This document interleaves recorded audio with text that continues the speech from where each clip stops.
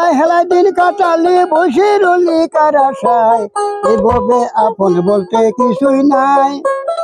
এভাবেই গেল ৬৫ বছর ধরে দোতারার সুরে বাউল গান গেয়ে জীবিকা নির্বাহ করছেন ৮১ বছর বয়সী স্বর্গ আশ্চর্য।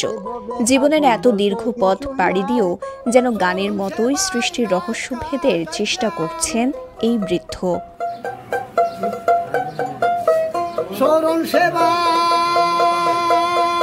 আমি, শরণ সেবায় রাত কাটাইতাম, কইতাম দুঃখ নীরবে, মুর্শিদ নিয়ে আমার ঘরে আসে আমার সেদিন কোন দিন। খাগড়াছড়ির পানছড়ি উপজেলার লোগাং ইউনিয়নের শান্তিনগর গ্রামে বসবাস বাউল সাধক স্বর্গের।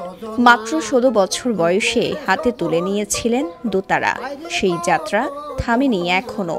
সৃষ্টিকর্তা যখন উনি যখন সংসারে পাঠাইছেন, তখন আমার কর্ম দিছি কি দেশে দেশে দেশে ঘুরে ফিরা দোতারা বাজাইয়া গান করা।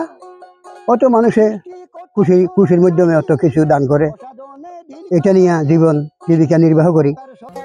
একসময় দোতারা হাতে দেশের এই প্রান্ত থেকে ও প্রান্তে ঘুরে বেড়ালেও এখন আর সায় দেয় না শরীর। তবুও বাঁচার তাগিদে জীবনের এই পড়ন্ত বেলায়ও নুয়ে পড়া হাড্ডিসার শরীরে দোতারা হাতে ছুটেন তিনি।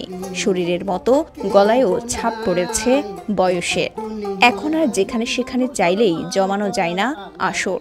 তবুও থেমে নেই জীবন, গাইছেন তারই জয়গান।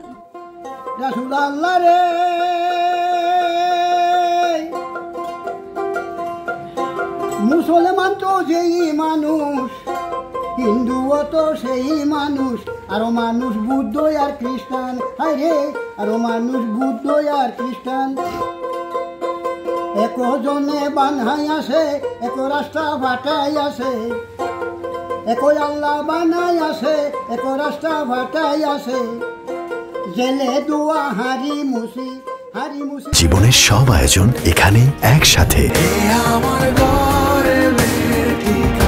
বাউল সাধক স্বর্গের গানে ধরা দেয় প্রখর জীবনবোধ, বাঙালির চিরায়ত অসাম্প্রদায়িক বন্ধন আর মানবীয় ভালোবাসার রং।